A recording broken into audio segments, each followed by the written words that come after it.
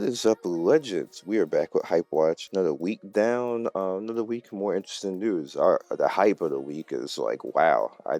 Bandai is like, I don't know about some of the choices Bandai make, but if you are new to the channel, like and subscribe. What we do every week on Sunday, usually is the only video of the day, but we talk about gaming news and I show you the games that are coming during the week, and we just talk and just chill and have fun. Very casual. I just give you my overall thoughts. A lot of people like it. It's like one of the most popular things, if not the most popular thing on my channel. So let's just keep it popping, and I hope you enjoy and stick around for more content. So here we go with Abandoned Ship. Normally I have one hype, but I'm kind of hyped by this because this is, let's not have the music. This actually looks like it's going to be a really fun game. It's pretty much a ship game, and you kind of have ship battles, but they fighting monsters here, and it just looks like it's going to be amazing. Check it out. Just check it out. I'm sorry I can't have the music. I found that things flag for some reason in HypeWatch. People don't like me doing that. When I play them normally, I'm whitelisting and stuff. When I do it during HypeWatch, they're like, nah. I think it's because HypeWatch is a lot of watch time and views. So companies be like, nah, you ain't doing that. So I don't know. But with that said, this looks like it's gonna be fun. Look at this. It's kind of amazing. You have a ship. You can have ship battles and stuff like that. And it's kind of like a gacha too. On top of that, I'm looking forward to this one. This might be fun. It's different. It's stuff that we're not used to, and you just want to have stuff that's going to be unique, that we're not seeing the same stuff over and over again, like the pre-clone clones, which I keep saying pre-clone is not good. So why do they keep cloning that game? So it's just, I don't know. So yeah. All right. Next up, we have Three Kingdoms: Legend of War. This also looks like it's going to be fun. Skip through. Usually Three Kingdoms, they usually give these type of games a budget, so even the little small, there's a lot of animation in these characters. It looks like they're actually trying. It's going to be like a base builder though, so just keep that in mind. But as you guys can see, it looks like it's going to be lit. Good action in it, so definitely stay tuned and look forward to that one. Sleepwalker Zombie War, I believe I actually showed this on the channel before, but is now up for global for pre-registration. So if you guys want to hop in and join into this game, by all means. It was kind of fun. A nice RPG feel to it, and it's a little bit city builder as well, but you build up your base and then go out and get resources and get more characters and stuff like that. And if you guys remember, it had ads after key points, which is annoying, but I guess that's how they get the big money. Next up, we have Yakuza Resonance. Now, don't be fooled, this is Shining Maidens, which I'm salty about this. I don't understand why Shining Maidens, it was in the black. It was only 200K in the black, mind you. And the animation probably cost 200K, which is probably why they did it. But it's being relaunched again. It was already launched in JP once, and it's being relaunched again. Like I said, I'm salty about the SEA version because I thought the game was fine and I thought they were doing a good job, but they did it and they decided to bring it back, which means that they're probably going to complete the cycle again and bring it back for a third time, because you guys remember it came back originally and launched SEA once already and then vanished, then came back again and then vanished, and now it's going to come back again right here. So I don't know, are they selling the IP? Different companies pick it up. Can somebody pick up the IP who's going to do it properly? Because it's not a bad game. It just needs to be published correctly, globally. Just let everybody play, and somebody give it a little bit of a budget as far as, just allowing people to see the game. So it needs a little bit of commercials or something like that. Buy a commercial slot or something like that. Or get YouTubers like myself, who I was before, to actually cover the game and show off it, because it's not a bad game.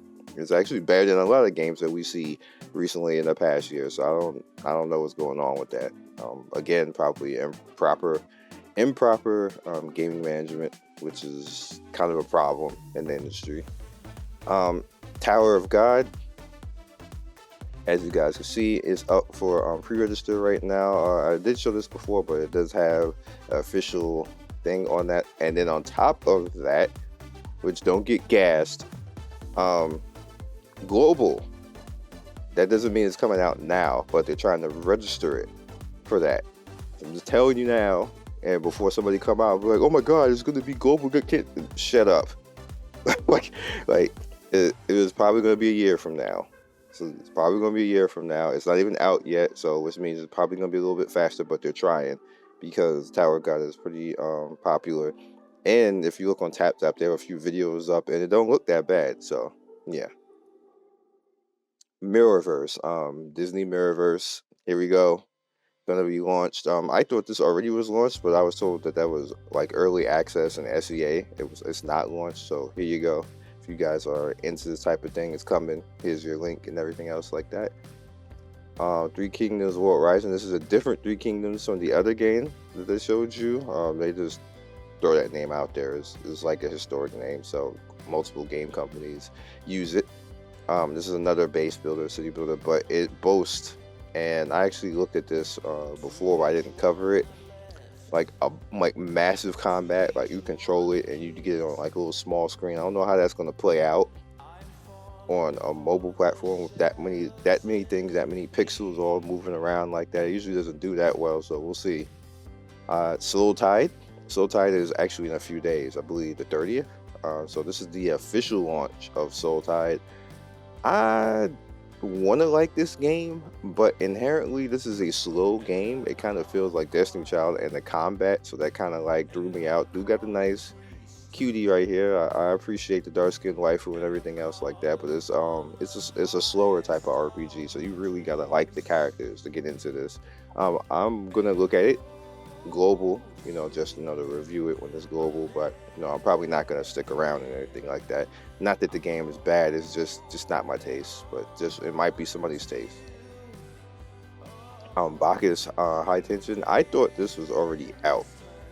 I could have swore this was already out, but when you look at this game, it looks like Darkest Dungeon, but it's a idle kind of Darkest Dungeon. As you can see, like when you start seeing like the C and D and all that type of stuff, that means like how much currency you're getting like this. I kind of like the Darkest Dungeon vibe and the way that the characters look in Darkest Dungeon, so I have no problem with this.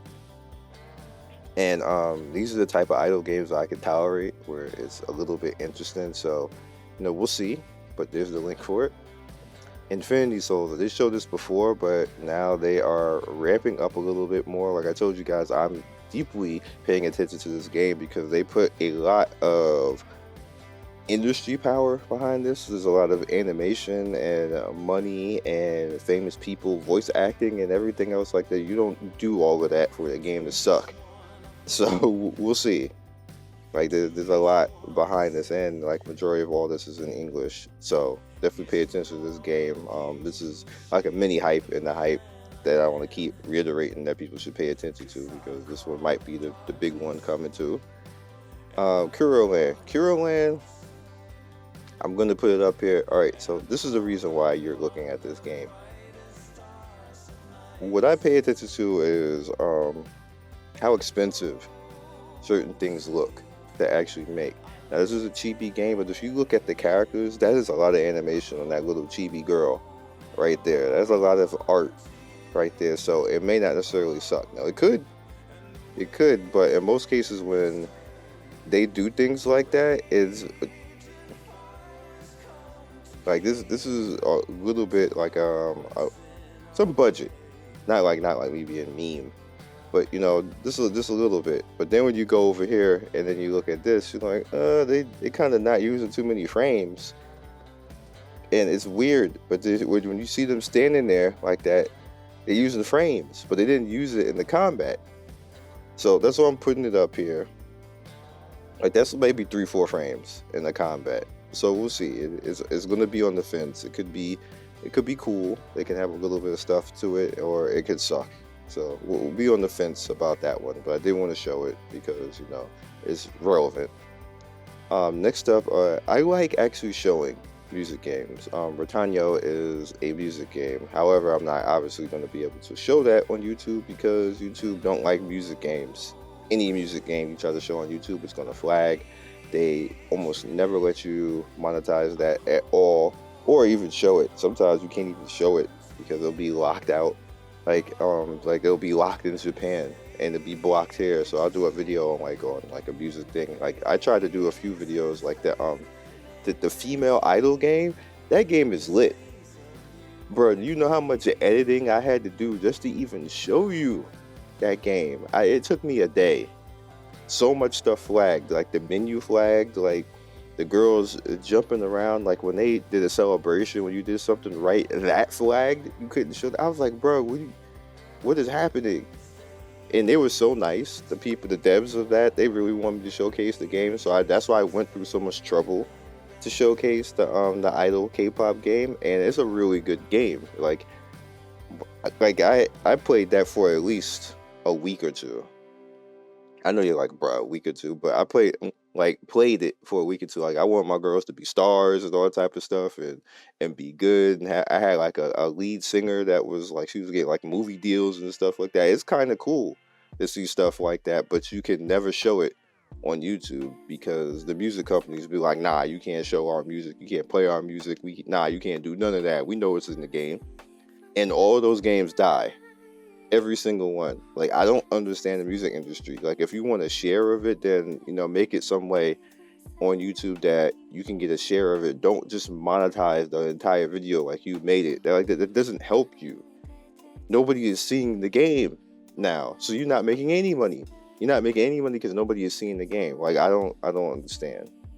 Like music industry just needs to get the D out of their ass real quick because they're not helping themselves at all. That's why they don't make the money that they should be making, because whoever runs the company, whoever got it in their head that they need to monetize YouTube and stop people from using music and stuff like that. It's fine if you don't want your music representation on certain things, like like weird stuff, or like maybe and I get it, like homophobia type of stuff, or maybe satanic type of stuff, or maybe like anti-rhetoric type of things. I get that type of stuff, but when it's being used innocently on top of content, and then people find out, like, hey, that song's a banger. What's that song? You remember the way YouTube used to be when you found a good song because it was on a montage or something like that, and then you went to the artist and tried to find the artist's music, and then if you felt the need, you would buy the music. That's what I used to do years ago when I found something good, something dubstep, a rock song, which typically I didn't grow up with rock, but I learned to appreciate it as I got older.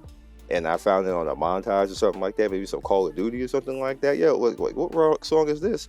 And I went and bought the album. Nowadays, nobody really buys albums anymore, but you like that type of, all of that is gone. I don't understand why the music industry would want that gone, because now you're getting nobody doing it. Nobody's buying the way it used to. Like all of the revenue is down, and part of the reason is because of things like that. You're not. What are you getting, like pennies on music, on videos for stuff like that? That doesn't make any sense. Like it's dumb. And now that we're up to the hype, Sword Art Online came through with Variant Shadow. Now I don't understand. I'm not gonna play this because Bandai be flagging stuff too because they're morons. Read this storyline. It's a title Kirito has heard before, a game in which has attracted a lot of attention from players, not least because it was supposed to be designed by a middle school genius. One day at a dicey cafe, Kirito hears two rumors about Cross Edge. The first, there's a mysterious player who attacks out of nowhere. Losing them means losing a portion of your own memories. Like we haven't done that before. We literally did that in the SAO movie that just came out on dub. The second, this player goes around wearing a hood pulled low over their eyes. Kirito can't help but recall Laughing Coffin, the player guild he faced in SAO, which is like that whole storyline is dark. That's one of the darkest things in the anime. That part, like SAO itself, SAO kind of, the first season was dark because people was just straight dying. But the whole Laughing Coffin arc and anything involved with them is straight up dark because they was raw killing. Period. This is like that's it. And then they followed into real life and was killing people too, bruh. So, and part of investigating these rumors, Kirito and his friends began playing Cross Edge and are soon targeted by a surprise attack. Okay, so what they should just be, where they should go with SAO is just make them online cops because they're kind of working with online cops to begin with. So just deputize these kids because these are all kids and they continuously put them in harm's way to take out like very dangerous people that like even came after them in real life. They like it just continuously keeps happening. No government is gonna keep doing that. Like it just happens in this anime all the time. That's a kind of a logic loop that's a problem in SAO as it moves forwards because they continuously keep putting these kids in the harm's way. Kirito he's like 16 now. However, somebody pointed out in this picture he don't look 16. He looks older. So this might be the age version. I don't follow the manga, so I don't know if this is actually from the manga or not, or a different type of storyline loop because it doesn't make any sense to me that they would put themselves back in this type of situation all over again. And he looks older here. He kind of looks like he's like 17, 18. Well, people don't understand. When SAO came out, Kirito was like 15 and Asuna was 17. Asuna was like close to pedophile type of deal because she easily is 18 later on while he's 16 and she clearly trying to get the D, or she already got the D and content and keeping to get the D. She just waiting for him to get 18 so she can have a baby. And if it was a guy, people would be all over this. People would be like that. You trying to do pedophilia? Like what? Why is it like that? But because she's a girl, because she's cute, is okay. Like it's not okay, but nobody pays attention to that. So, but anyway, he don't look like he's young anymore. So she probably already got her baby. Anyway, what I don't understand about this is all the SAO games that are out they typically are in the black but barely global. The one game that like is in $1 million revenue is Black Swordsman, and they didn't announce that. I thought this was that when I looked at it and I started reading. I was like, this is not that game. Black Swordsman is easily the best SAO game that Bandai has ever done. And revenue-wise, for mobile games, it's the best one. And they just skipped over that and went to this, which doesn't look better. I don't want to play it because I think it's going to flag. But this doesn't look better than Black Swordsman. And doesn't look like it plays better either. So I don't know what Bandai doing right now. Like, why you would make another game like this? And you got this will make 5, by the way. They have Tego Factor. They have the Link Start or whatever the hell it was. They have Black Swordsman. They have the Vertical Chibi one, which I'm forgetting the name. That's not the Link Start one. It's just a complete another one that nobody cares about. That's in Japan. It's like a Treasure Cruise copy basically. And then now they're gonna have this. This is gonna be the 5th one. All official versions. Why? Like why? Oh, and I'm forgetting Houralization. That's 6. There's 6 versions of one. Like, what are you doing? Oh, matter of fact, no, 7, because you have the browser game that I heard is official now. Like, they bought that. So you have SAO 2. You got 7 versions of a game. The Kirito don't make y'all that much money. I'm sorry.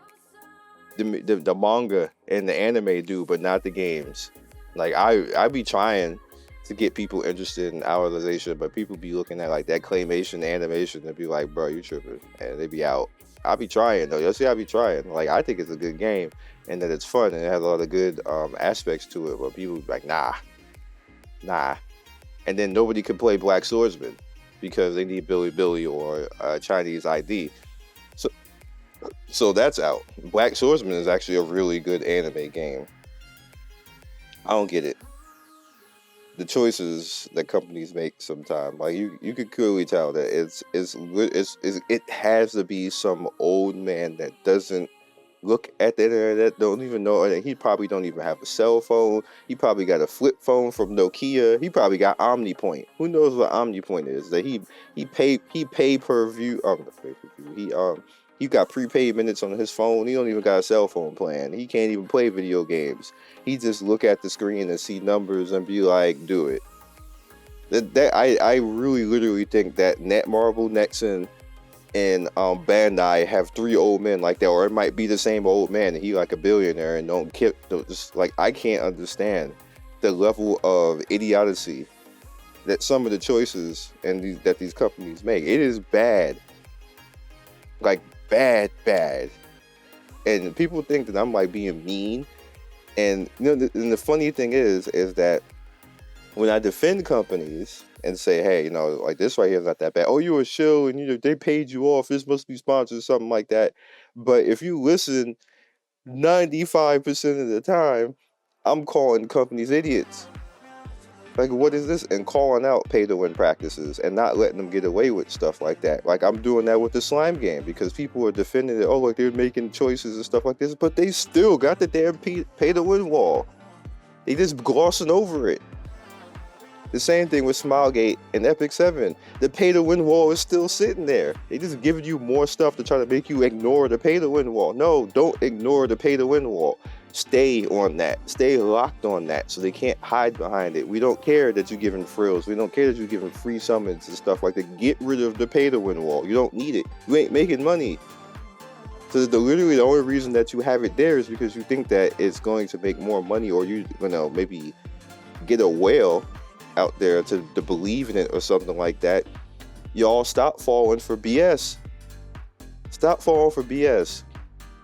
I have people in the comment section with Slime and Psychic Memories is clearly still pay to win. It is clearly still has the paywall there because as long as you need dupes, you need a lot of dupes. And an aspect, if you look at Dan Memo figured it out late, but Dan Memo figured out like we have to actually allow these players to play the game and give them dupes. So that's why they came up with the whole system of like every 3 to 4 summons you're going to get a character. It may not be the character that you want, but you're going to get the character. So you eventually fill out your roster. It's not like that in Slime and Psychic. It's still left up to RNG. It's not like that in Epic 7. It's still left up to RNG with your gear. Even though they're making it a little bit easier, they're still leaving the paywall there and glossing over it. Like, don't pay attention to the guys in the back with the guns. We got the guys over here that's going to give you money. That's what's happening right now. And people need to stop falling for that. And companies won't be able to do it anymore, which is why I stay on it. Which is why I keep doing videos on it. I'm not letting them get away with that. Just don't have the pay to win wall.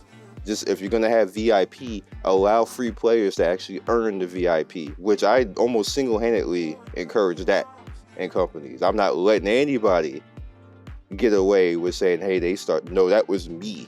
Because every single company I talked to, every single video I had, if you guys remember, and it's literally like, I was like, yo, you need to be able to earn VIP, to where major companies actually came to me and said, okay, we're going to start doing that. And it's happening, and it became an industry thing.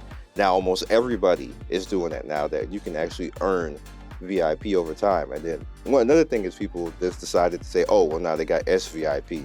Not every game does that. Not every game does that. I'm